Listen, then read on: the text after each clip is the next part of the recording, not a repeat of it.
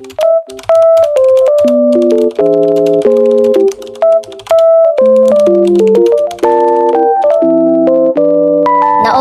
na nga itong aming langka kaya ito nga nalaglag na nga sa puno. Kinuha na nga ni Mr. at ito nga tuwang-tuwa nga siya at may blessing na naman. Madami pa nga malangka nakabalot dyan sa sako at hindi nga namin nachichik kung may mga hinog na nga dyan.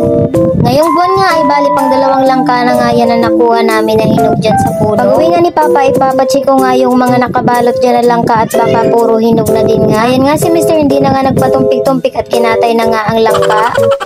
After niya ngayon dyan mahiwa-hiwa, nilagay niya nga yan sa tray at tinakpan at ang daming ang langaw. Malapit na mag alas 12 kaya pumunta muna si Mr. sa palengke para bumili nga ng ulam. Pagdating nga niya, ito nga ang nabili niyang ulam, pork chop at tamban. Hindi ko na nga yan dyan pinatagal at hinugasan ko na nga agad at nagugutom na nga ako dahil hindi nga ako nagumagahan. Bali 3 slice lang ng pork chop ang lulutuin ko dyan, ipiprito ko at yung iba nga ay itatabi ko sa freezer. At bukas ibang luto naman ang gagawin ko sa natira. Ganyan dapat para-paraan lang para makatipid, wag nga tayo ubos biyaya. Ang mahugasan ng pork chop, sinunod ko nga hugasan ang tamban at lahat nga ito ay lulutuin ko ngayon. Ang iba nga niya na iulam namin ngayong lunch at ang iba nga natira ay ang ulam na namin mamayang dinner. Isang lutuan na lang nga at para mamaya nga ay kakain na lang. Nilagay ko na nga dito sa plato ang 3 hiwa nga ng pork chop. At lalagyan ko lang nga din ito ng asin. Asin talaga ang gusto lang namin ilagay at mas nasasarapan kami pag asin nga ang nilalagay namin. Yung ibang pork chop nga ay nilagay ko na nga sa freezer. Sinunod ko nga lagyan ng asin ang tamban at inuna ko ang prinito ang pork chop. Habang nagpiprito nga ako dyan, ito nga si Mr. ay hinahara na nga ako ng pusong bato, charot.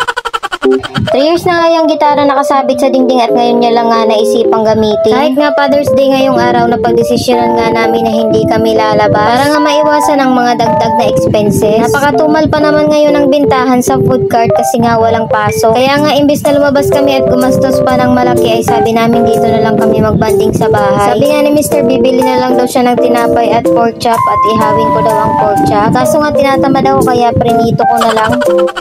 Tapos ko na nga maprito ang pork chop at sinunod ko nga ditong prituhin ang tamban at habang nga prito ko ang tamban ay gumagawa nga ako ng sausawan. Kapag prito talaga or inihaw nga ang ulam namin, ito talaga ang gusto naming sausawan, tuyo na may limon. Kain po tayo mga kingpins, napakasarap talaga ng kain namin dyan at ang taba-tabangan ng tamban. Isa nga ito sa pinakamurang isda dito sa Masbate pero ito din ang favorite namin. Wag lang nga ding araw-arawin at nakakasawa din naman.